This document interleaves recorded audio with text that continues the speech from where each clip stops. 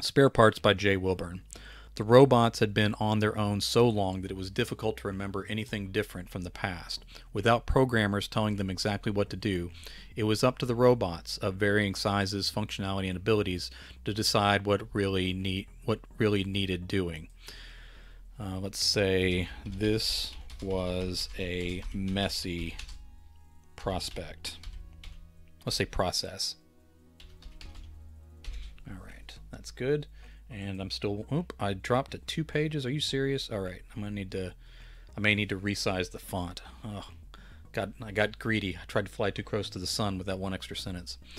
All right. For many of them, it took a while to simply process. See, I've already got that there. For many of them, for many of them,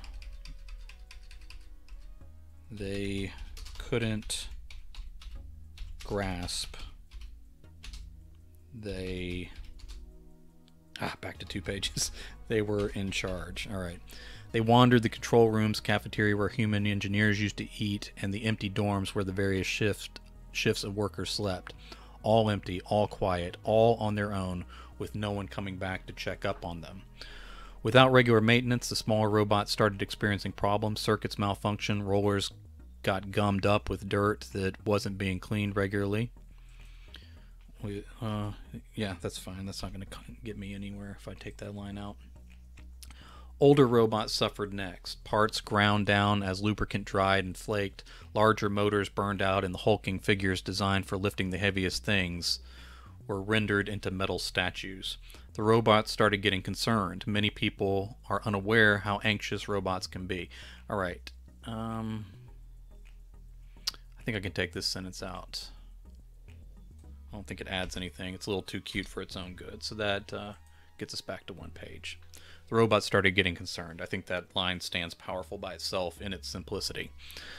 Plenty of parts piled. Plenty of parts still piled up in warehouses, storage rooms, and unattended labs. A few robots took it upon themselves to care for the others. Not everyone knows that robots get attached, those they are around regularly around. Okay, I think I can take that out too.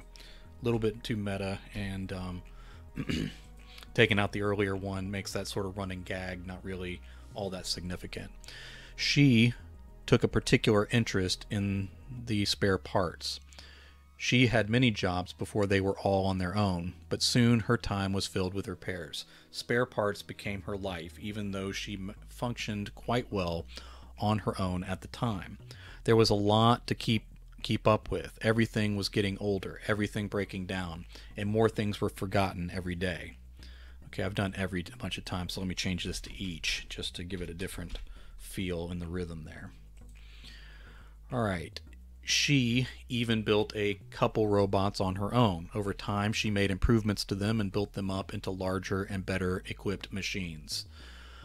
But these started to break down too. Fewer and fewer older bots she remembered from the past remained. Occasionally, she would come across one part or another that reminded her of the ones she used to know.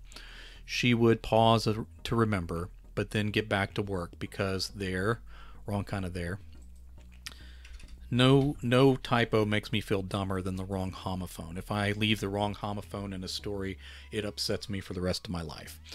So I try to catch them all before I publish. All right. Fewer and fewer. Occasionally, she would come across one part or another that reminded her of the one she used to know. She would pause to remember, but then get back to work because there were always more repairs. Soon, the robot she had built broke down too. She tried her best, replacing filters, adjusting pumps, draining fluids, plugging leaks, replacing major components, and rigging up parts meant for other bots was eventually not enough to keep them all going. She had to let some of them go, too many of them. She placed her metal hands upon their heads, upon, let's say, each of their heads for a silent moment. Then she moved on to other repairs. As she looked up from the spare part, she saw one of the bots she created still functioning. They worked together to keep each other going as they both broke down as they both broke down more and more. Still, there were plenty of spare parts in storage, and they used what they needed from day to day. A couple major malfunctions threatened to take them too, but they kept plugging along and their parts did the job.